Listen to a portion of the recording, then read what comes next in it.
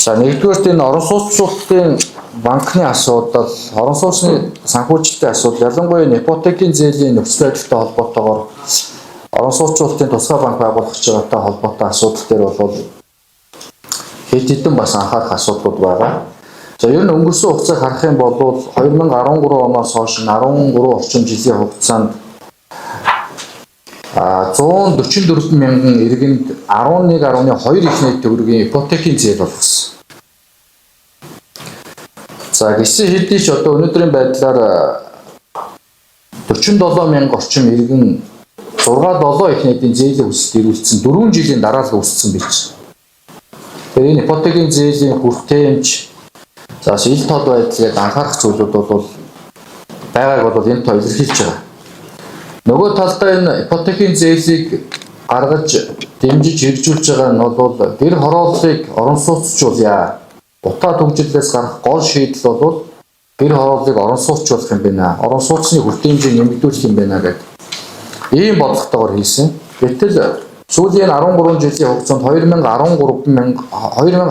онд 208 мянган гэр хороолт амьдарч ирсэн.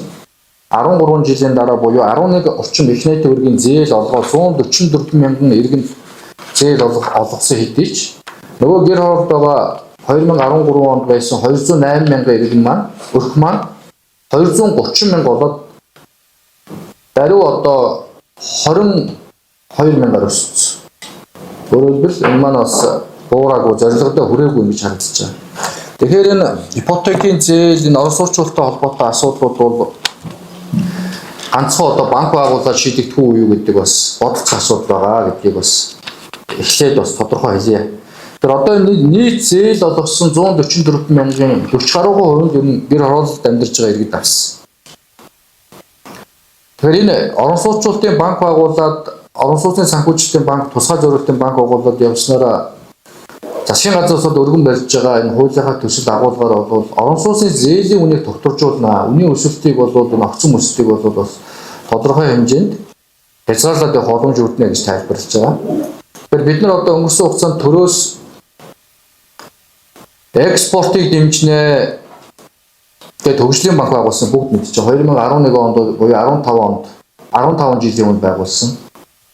Импортыг орлох энэ үйлдвэрлэлийг дэмжин, дотоодын үйлдвэрүүдийг дэмжин, улсын үндэсний хэмжээний томоохон дэд бүтцийн зээлүүдийг шийдвэрлэн урт хугацаатай. Тухайлбал төмөр замын төслүүд, эрчим хүчний төслүүдийг санхүүжүүлнэ гэдэг бүхэл бүтэн банк байгуулаад баахан санхүүжил хийсэн. Харамсалтай нь тэрүүгээр тэр чигээр хулгай явсан. Төрийн өмчт компаниуд чанаргүй нэг их нийт төгрөгийн зээл авсан. Томоохон төслүүд нь бол үр дүнгээ өгөөгүй. Тэгэхээр төрийн оролцсон энэ банк байгуулдаг, төрийн зах зээл рүү ордог зүйл бас яг үр дүнгээ өгдөггүй гэдгийг бол нойрын жишнүүд бас баталж байгаа. Хоёр төрийн банк. Төрийн банкыг мөн төр аваад жижигхэн бизнесүүдийн одоо бизнесийн зээлийн боломжийг бас нэмэгдүүлнэ, хүү бууруулна гэж явсан хэдий ч эргээд бас төрийн банкын зорилгодоо хүрч чадаагүй явж байгаа. Тэгэхээр одоо орон сууцны санхүүжилтийн банк байгуулаад энэ асуудлыг шийднэ гэдэг бол бас тийм 100% ганц шийдэл бол биш ээ гэдгийг бас хэлхийг хүсэж байна. Мэдээж энэ ипотекийн зээлийн хүртээмжийг нэмэгдүүлээд нөгөө талд орон сууцны үнийн өсөлтийг заасгаад гол бол хэдийн хүчин зүйл байгаа. Нэгдүгээр нь зээлийн хүү. Ер нь бол Монголын эдийн засгийн бизнесийн орчин зээлийн хүү бол асар өндөр байгаа. Орон сууц барьж байгаа барилгын компаниуд барилгын үнийг өсгөж байгаа зүйл огтоос байхгүй. Өөрөөр хэлбэл тэр орон сууцыг барих гад барилгын компаниуд банкнаас банкусаас зээл авч байгаа. Зээлийн жилийн хүү нь хамгийн багадаа 25-аас 40% үүдээ зээл авч байгаа жилийн. Нөгөө орон сууцныхаа барилгыг төслийг эхлүүлэн 3 жил бол ашиглалтанд оруулах гэж. Энэ хооронд дунджаар 30% зээлийн жилийн хүүгээд бодоход 190% хүү бодогдно. Тэр энэ бол зээлийн хүү хүртээмж өртөг өндөр байгаатай холбоотой бол нэг төсөж байгаа.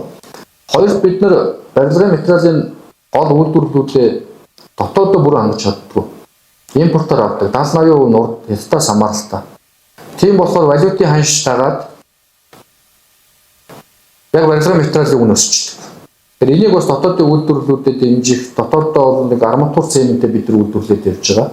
Бусад бас гол орцуулсан бүтээгдэхүүнийг нэмэгдүүлэхийг анхаарах хэрэгтэй. Гуравт ер нь орон сууцчлалт ипотек асуудал бол ганцхан нэг барилга бариад зээл олгоод ипотек буюу зээл авж байгаа эрэлтийн нэмээ шийдэгдэх зүйл огтос биш. Энэ бол хот төлөвлөлтийн асуудал.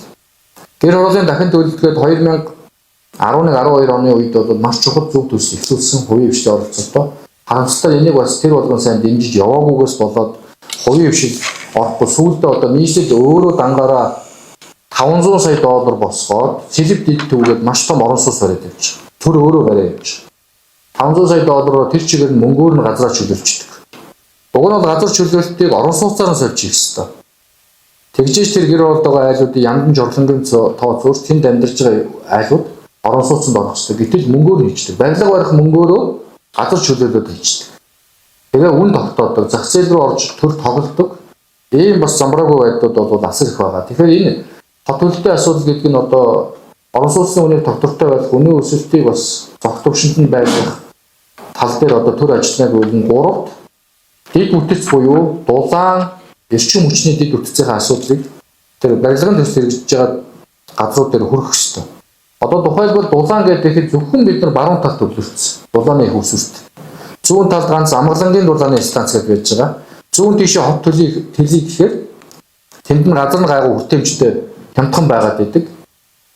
Гэтэл амгалангийн дулааны станц өргөдөхгүй энэ төрийн бодлого авдгүйс болоод зүүн тал руугаа баруун тал руугаа төвлөрсөн хотыгоо төвлөрсөн байдаг.